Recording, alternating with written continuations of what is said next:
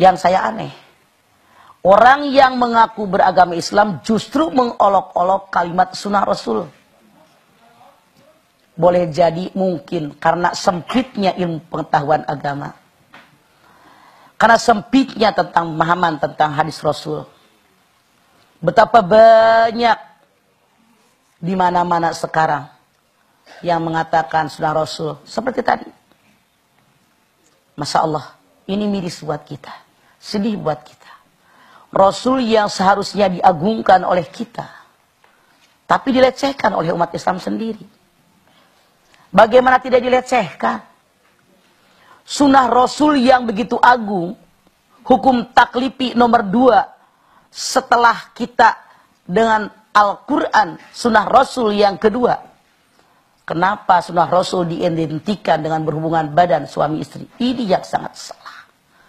Seolah-olah kalau menyebut seperti itu, Nabi itu seolah-olah disebutnya doyan kawin, doyan berhubungan badan. Ke situ kan larinya. Itu penghinaan, itu pelecehan kepada diri Rasulullah dan juga kepada sunnah Rasul.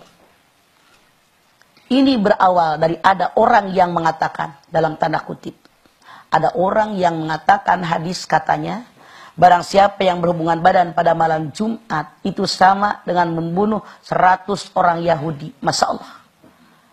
Ini bukan hadis. Diusut dalam kitab hadis yang manapun ini tidak ada. Ini karangan orang-orang yang tidak bertanggung jawab. Anda bayangkan, masa iya sih pakai otak sehat?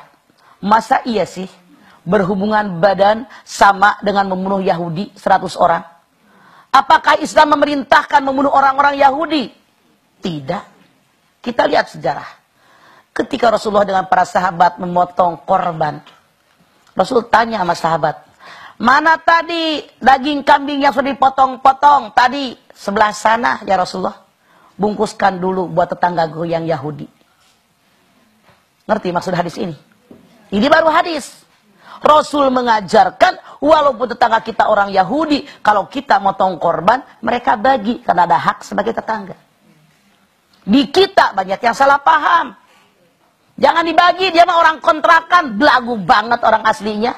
Saya tidak bercanda, kenyataan kok di Betawi banyak yang begitu.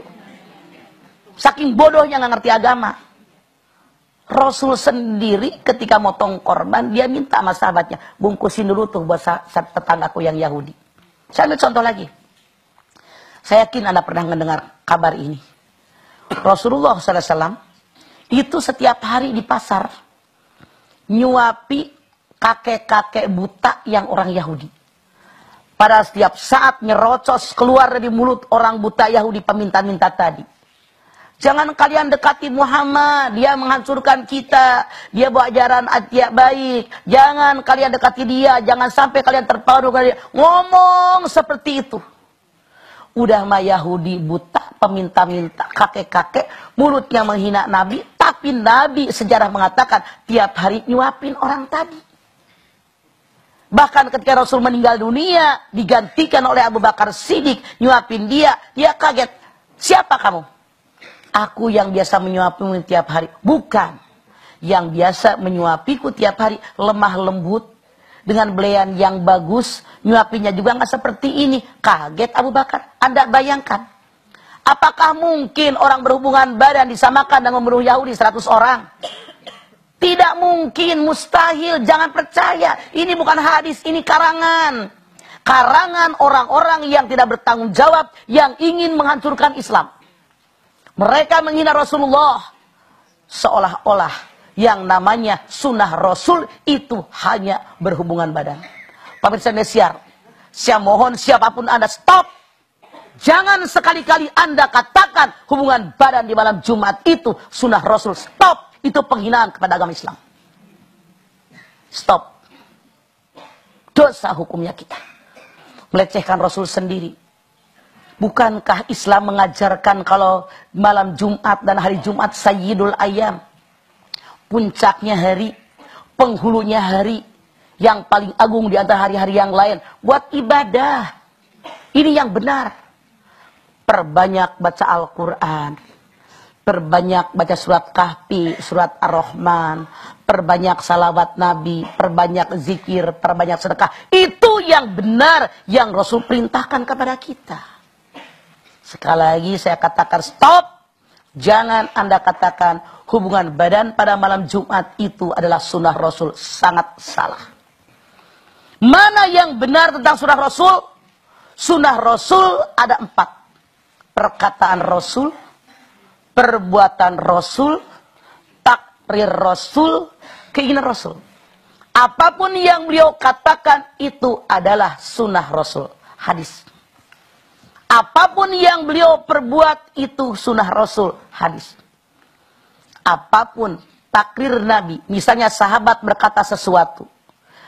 Rasul tidak menegurnya. Artinya diperbolehkan. Ini takrir. Kalau ada sahabat berbuat sesuatu di depan Nabi. Nabi tidak menegurnya. Artinya boleh. Ini takrir. Dan keinginan. Saya ambil contoh. Pada tahun ke-9 Hijrah Rasul mengatakan. Kalau saya masih hidup sampai tahun besok. Saya akan puasa 2 hari. Tanggal 9 dan 10 bulan Muharram. Ternyata Rasul keburu meninggal. Artinya baru keinginan. Ini pun hadis Rasul. Beda dengan sunnatullah. Sunnatullah itu perintah Allah yang Rasul ajarkan kepada kita.